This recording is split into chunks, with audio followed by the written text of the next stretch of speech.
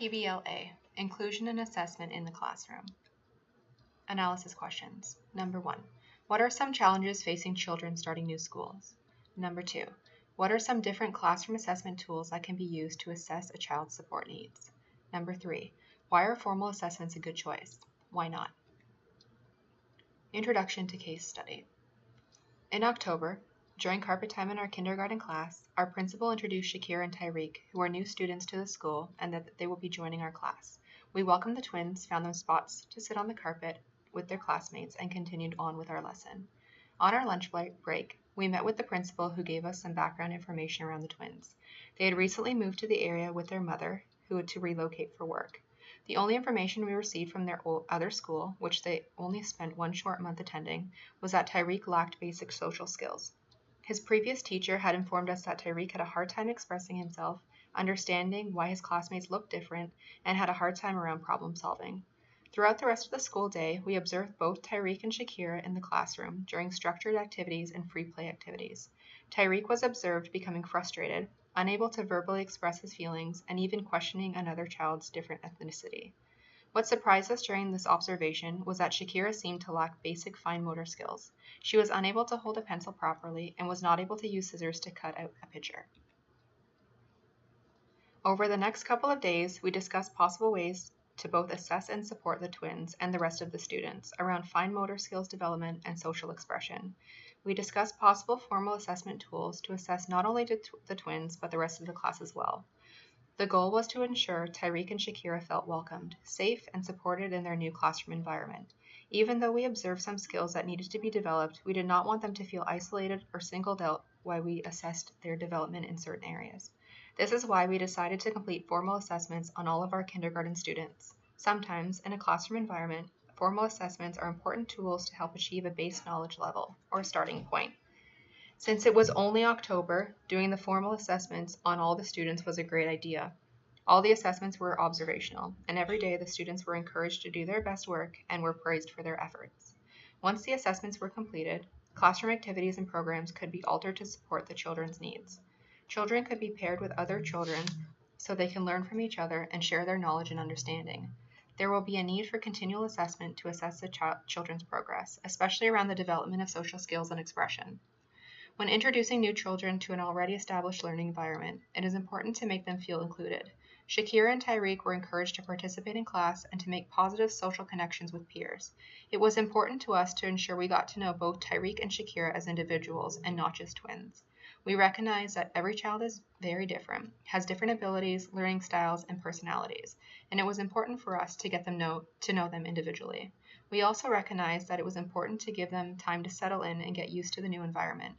Change can be a scary thing, especially for children. Giving them time to get used to their new peers, classroom, and community was an important step in making them feel like an accepted member of the classroom environment. The assessment tools we decided to use to assess all the children in our classroom, including Shakira and Tyreek, were the Fine Motor Skills Observational Assessment and the Kindergarten Class Personal and Social Development Profile.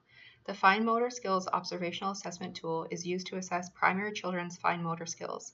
The teachers observe students from a distance to start charting relevant information around dominant hand usage, can they use scissors, and assessing if they are able to correctly hold or grip a pencil. Once teachers have observed all students, they document their names and the corresponding code.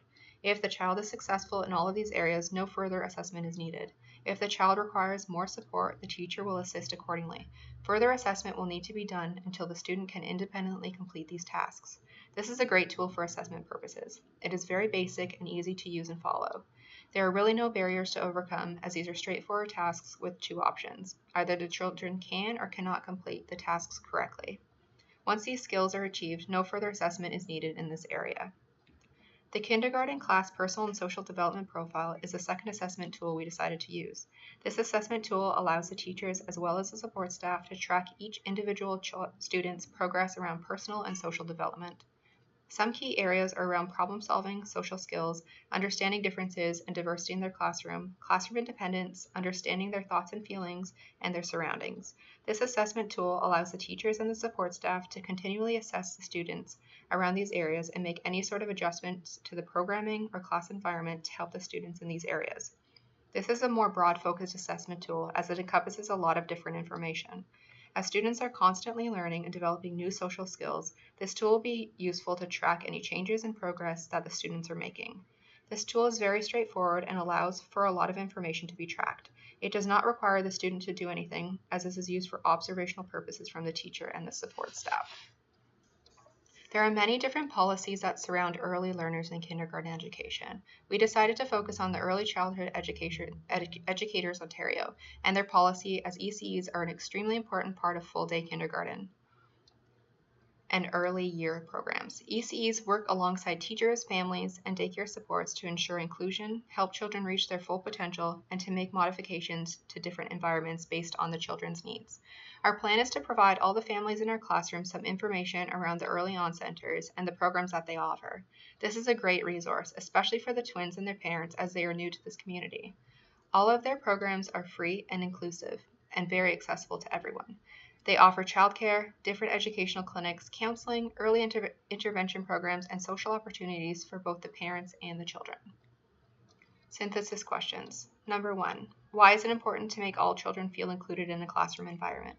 And number 2, what kind of support services do the Early On Centers provide for families and children?